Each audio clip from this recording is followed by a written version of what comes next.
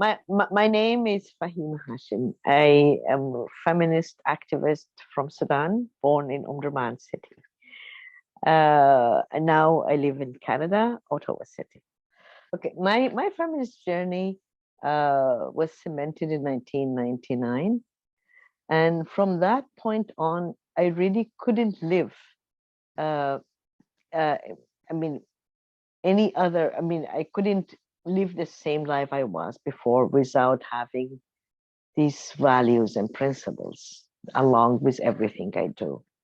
Even it means losing friends, family, and colleagues. Being a feminist for me, having a systemic, holistic, not judgmental, and respectable approach to everything we do. And this approach basically made me understand culture, politics, and and and personal behavior, and it became part of every single thing that I will be thinking about. The feminist approach, mainly, it is what it meant is also it meant to lead to a transformative change, whether at the whatever level that you're working with, political, cultural, social, familiar, or any other personal point. I want to talk about my journey as one of the founders of the Salmmah Women Resource Center, which was founded in 1997 with other colleagues of mine. I've been the executive director of Salmmah since 2005 as a full-time until 2014, when Salmmah was closed down. When Salmmah was founded in 1997, 1998, the political situation in Sudan was quite difficult and very frustrating environment of work for civil society. And I was maybe among the lucky people at that moment. I think I was not aware of different levels of tools and approaches of doing work. We were basically working with international organization providing like gender training to their staff or their constituents or beneficiaries, whatever they call them. But that wasn't satisfying for me. And then I was invited for this training in Bangladesh. It's basically I was invited by my friend Abha Bahia, who I've known her since 1994, and we kept connecting with each other. And so I was telling her about how difficult it is to do work in Sudan. So she invited me for this training, and that training was actually a turning point of my life in terms of, wow, there is so much to learn, there's so much to do. That was a 1 month training, and I was among other South Asian feminists and activists and trainers, and where I met my friend, my mentor, late Kamla Basin. Without that learning, I don't know how would I be if not because of those, sharing of these experiences and learning and having someone like her not only teaching but mentoring you throughout. When I came back from Bangladesh towards the end of 1998, I really thought with my colleagues that we need to do something similar like this in Sudan. And we need to bring these voices and really learn from them.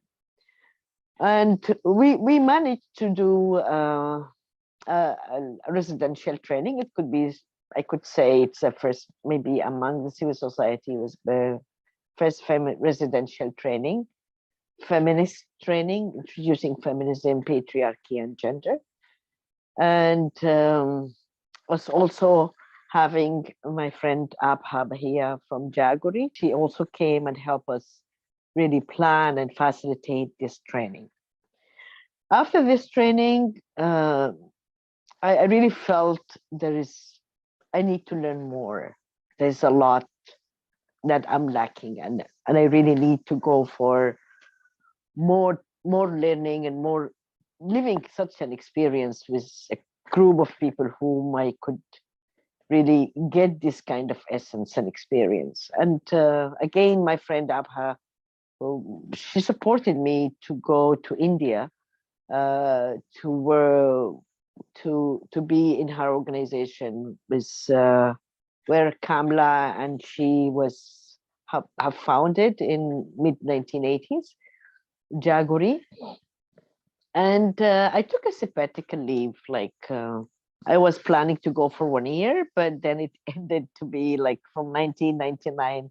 I came back to Sudan in 2001. So when I came back to Sudan, I really found Salmmah was not able to function well just because of the difficulties and the harassment that the government was imposing in civil society organizations. From what I've learned from the feminist movement in India, that I realized that what we are lacking really is a strong feminist philosophy, making it more Sudanese, more fitting into the context, and also defining what do we need, what do we mean by solidarity, what do we mean by support, what do we mean by creating a strong feminist movement in Sudan.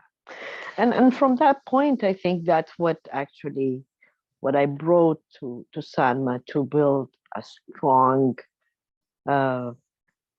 support and a strong feminist organization that cater for supporting women and youth. Mainly, what we also envisioned in that, not only women and youth in the different part of Sudan, but also includes women and young women in conflict area, where Sudan at that time has been facing these foundational solidarity changes and approaches that was built into the organization, really made Salmmah as really among the strongest organization that was able to function and for 14 years until the closure in 2014. And I'm talking between 2001 to 2014.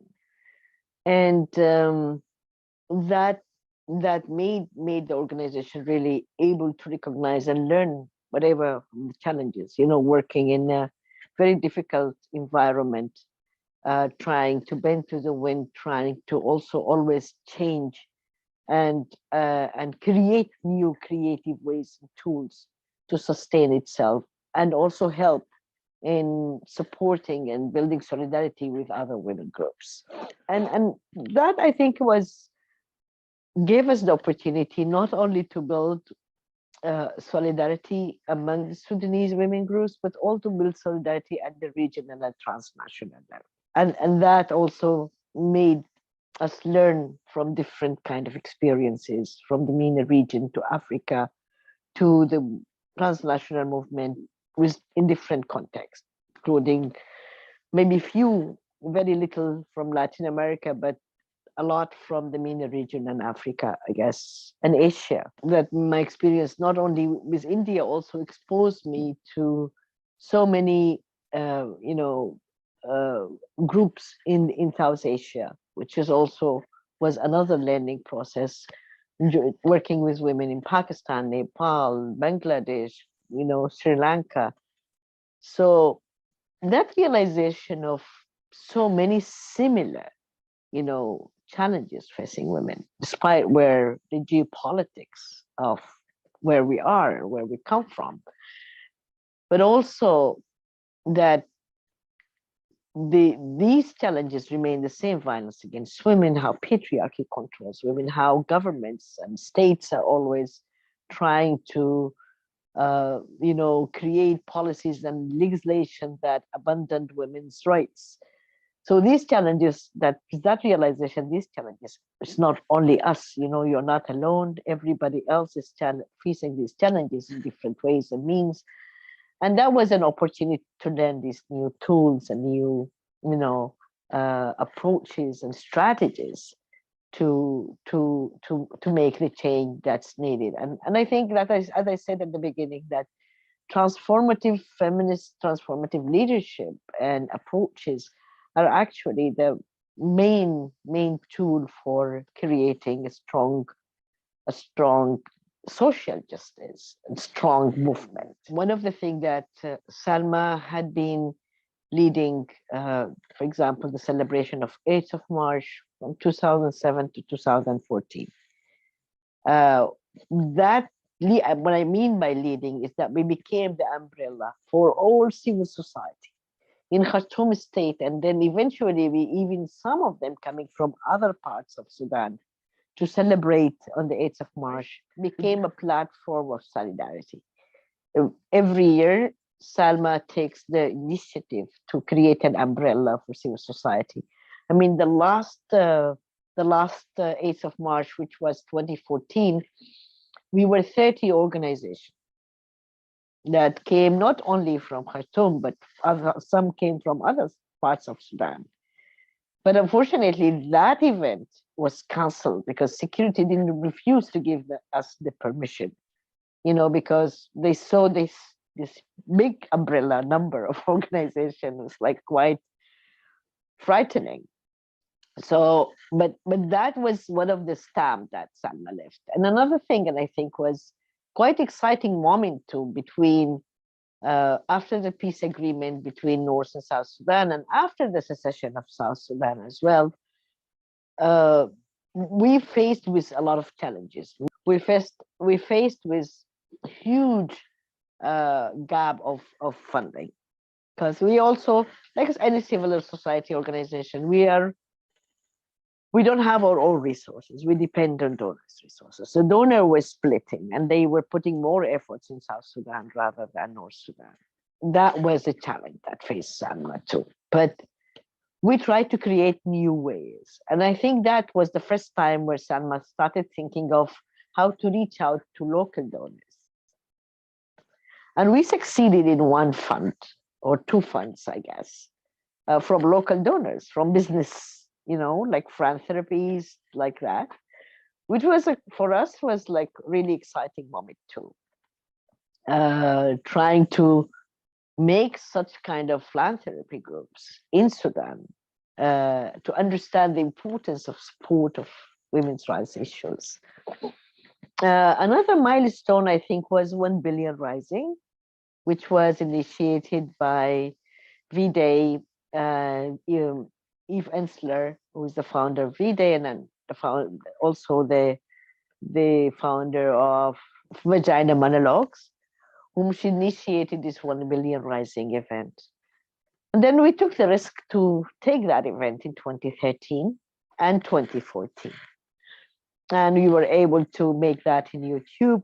And I think that was an exciting moment to dance in Islamic context that's really not only conservative, but also very restrictive, with laws that does deny women feeling free in public spaces.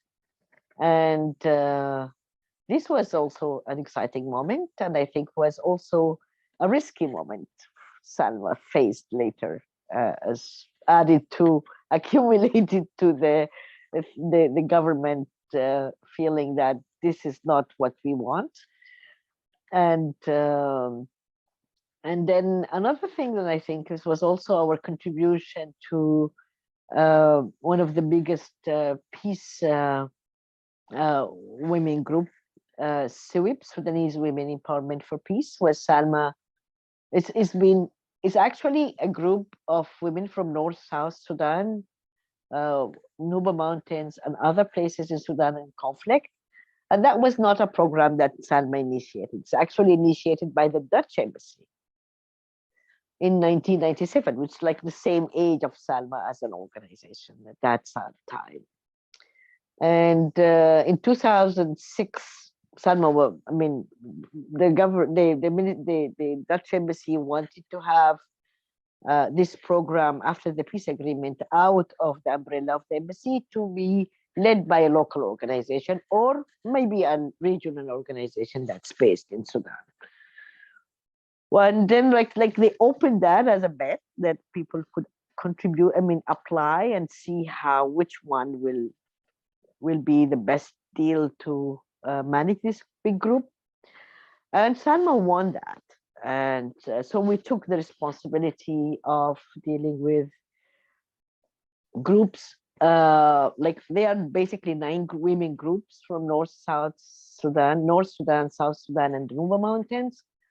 At that time, yeah, no, during the initiation of this group, therefore war or civil war didn't erupted as yet, wasn't in the air actually.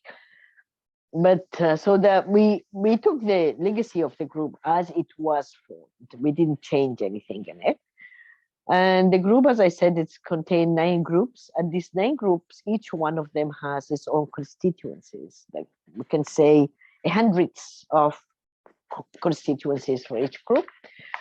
And we took that initiative for 6 years to sustain their work as a peace building groups, even after the secession of South Sudan.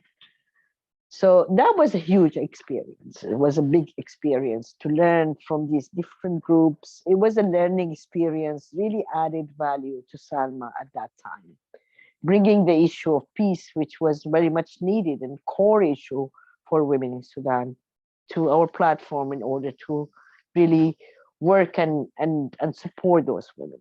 And we tried to do some, and it was a learning process. It has success stories and difficult stories as well, based on the political and the environment where the civil society was operating in Sudan and South Sudan as well. But for us, it was a turning point. It was a huge responsibility. It shifted Salmmah for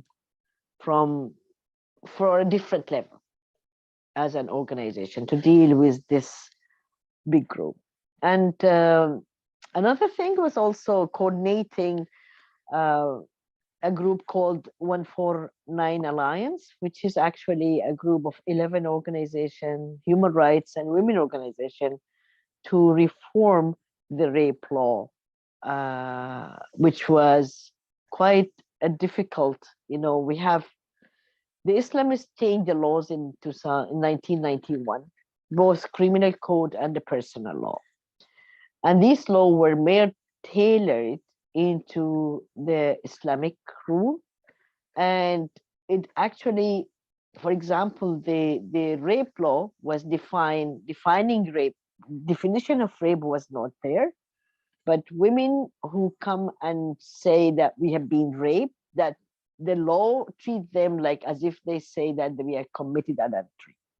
So they deal with them as they are committing adultery or zina, as we call it in Arabic. And that was so, I mean, it was a very difficult, so unjust, so complicated to file any rape case in any courts in Sudan because of the difficulty and the difficulty of not only the article, but also the legal procedures and the evidence laws, and all these were not giving women rights. Actually, men are not even involved in this. So the perpetuator of rape, they really are not brought to justice. So women were faced with this law, especially after the conflict in Darfur, where rape was used as a weapon of war.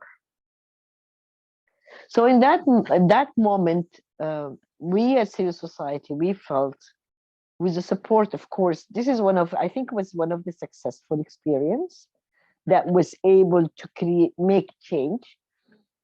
We were supported by women groups from Pakistan, and Women Living Under Muslim Laws, which is an international network where it was based in London at that time.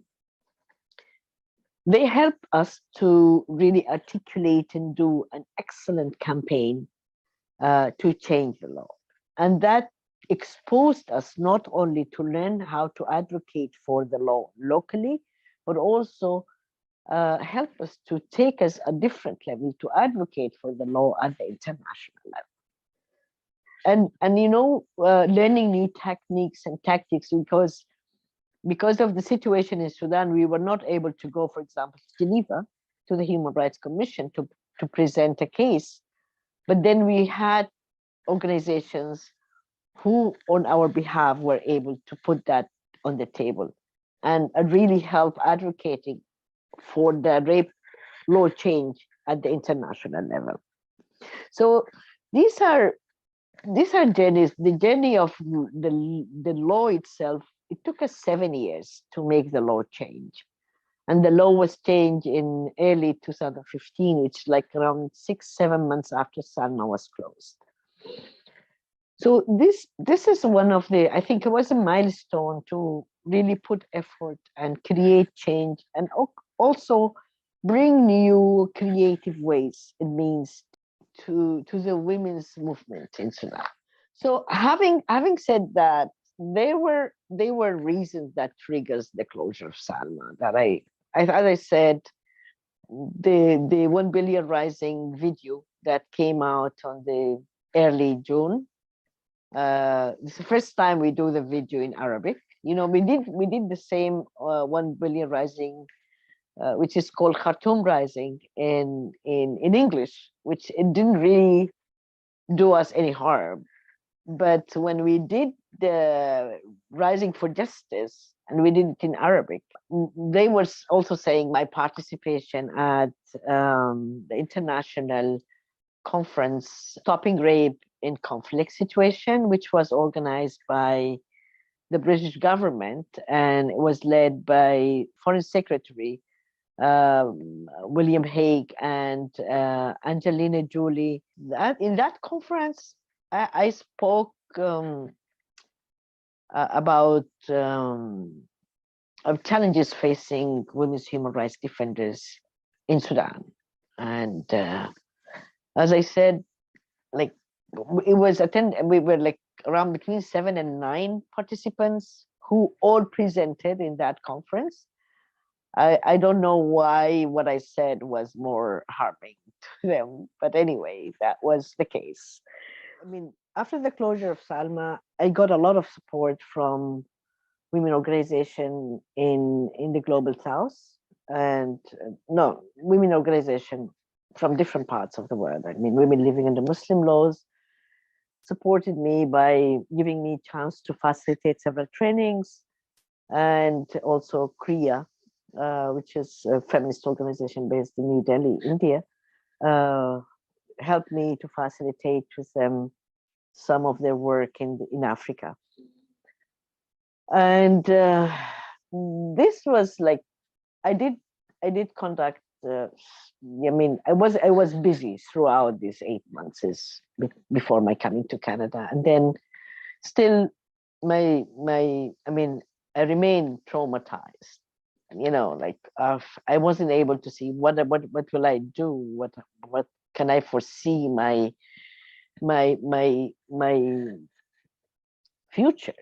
You know, so with a discussion with some organization, like as I said, I got support from Nobel Women Initiative, Inter Paris, which are both based in Ottawa, Canada, and the Feminist Research Center at York University, to come to Canada as a scholar at risk with the Feminist Research Center at York University, Toronto. And I said, okay, I can come for 6 months. And That initiative actually was supported by several donor organizations that supported Salmmah previously, like V-Day, um, uh, Open Society Institute, Asian Action Fund Africa, and many, to sustain my 6 month stay at York University. And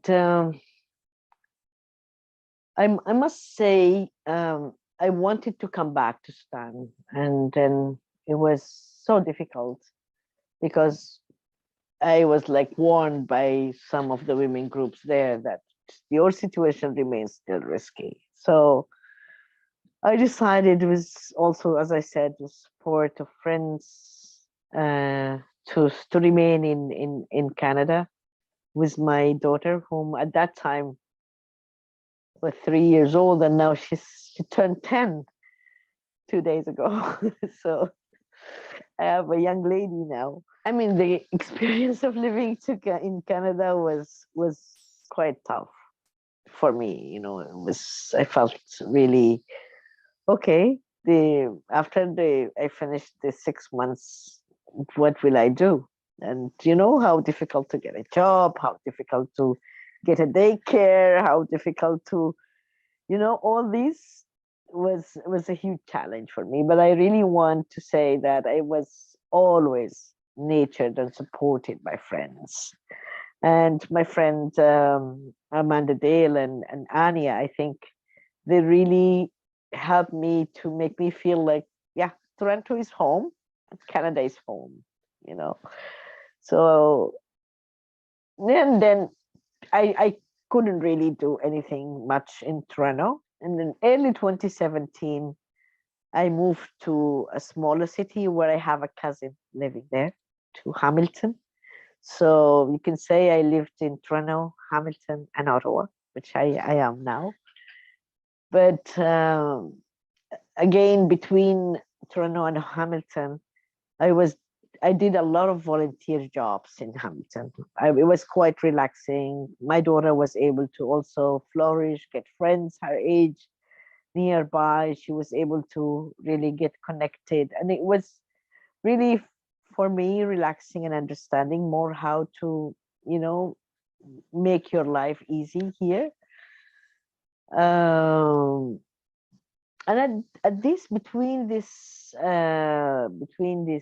2017 and 2019, I did some writing work, and I produced a chapter on violence against women in Sudan and South Sudan. It took, and it's been published by Z Books in end of 2019. Another thing that I want to mention here was which I still now serve at two boards, Nazra for Research and Studies, and Duria Feminist Fund, which is the first feminist fund in the MENA region. I must say that my friend Musna Hassan, who is the director of Nazra for Feminist Studies, had really kept me alive by engaging me in so many activities and work in the MENA region. So I felt like I've never been away from it. You know, you keep connected, you keep really working and being aware of being engaged. So that experience, and until today, I mean, I think one of the most important milestones of my work after I left Sudan, that the connection with Nazra for Feminist Studies. And in that, one of the things that I did, and then COVID, and how difficult the life in COVID, to get jobs or to get anything.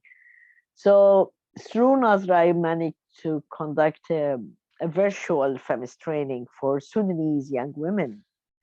And that was fantastic, after the revolution, getting connected to young feminists who are now navigating new spaces, trying to create new paths for the movement. That training, actually, I trained around 12 young women from 8 states. And that training, I kept mentoring them until today. I mean, I'm still working and connecting with those groups, not only at the mentoring level, but also at fundraising level, which I fundraised for 10 organizations that they will receive the fund eventually, hopefully this year. So yeah, and that, and then I kept doing a lot of training programs in the MENA region through my work with Nasra and Ria as well. The other thing that I really started engaging early 2021 with Noble Women Initiative as a consultant, working with them on the program on the MENA region. They had one report called it's named Unfinished Revolution, working with MENA, with the women's human rights defenders in the MENA region. I supported finalizing and the English and the Arabic report, and also engaged in organizing 4 events for women's human rights defenders in the MENA region, covering around maybe 8 countries: Syria, Lebanon, Yemen, Palestine, Egypt, Lebanon, Sudan, and that was for me, was also, you know, sustaining my engagement and my expertise in the MENA region. And as well, I was also engaged as a resource person and a mentor in their sister to sister program. And for both, they have a cohorts of online transnational sister to sister program, bringing 30 women, young women from 15 countries in the world.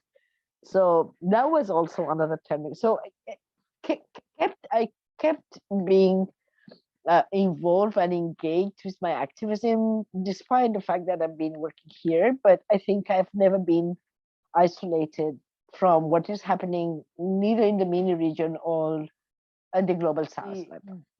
This experience, like working, was a working environment. It was engaging with work of something that on daily basis. So that was around, I think, 9 months of work with Noble Women Initiative was for me, was quite a valuable, valuable work I did, and I hope to do more in the future, in the near future with them. For me, what's happening in Sudan, it's really an exciting moment for women, for the feminist movement, for the young feminists who are now engaging in civil society organizations, or engaging in the resistance committees, or engaging in the revolution and the demonstrations on the street, engaging in trying to find themselves where they could contribute to have a voice at policy level, at this moment of birth for a new Sudan that is it's in the making, if we could say that. And it's also a moment where it's poised for change for those young women to navigate, create new spaces, which is something I would love to continue doing with them, whatever I could provide with the knowledge and expertise I have. Beside this, I think I have, in terms of knowledge production, I also managed to fundraise to translate 2 booklets or premieres for one of the prominent feminist writer in Indian feminist writer, Srilatha Batliwala. And Srilatha have produced this different kind of knowledge on feminist leadership and transformation. But this 2 premiere that was produced 2020-2021 on all about power and all about movements, I think are are essential for every movement and every moment in the global South today. To have them as like kind of something that they need to understand and learn all about power, and not only all about power, just power in its absolute definition, but power and women, how to navigate different powers, including their inner power. So this is in progress. Hopefully before summer we'll have these 2 booklets published in Arabic, and that will be with the support of CREA itself, the organization that produced these 2 booklets. And also I really wish to finish what I have started already. Is also with the support of Nazra. I started writing a chapter about Sudan, and then that chapter really kept growing, and now my idea is to make it more into a book, my first book. My book is basically my standpoint and my experience navigating the history of the feminist movement in Sudan, but as well looking at what the future, not the future, but the present, and the challenges facing the feminist movement. And putting knowledge, I think producing knowledge, putting theory and practice is what we are lacking.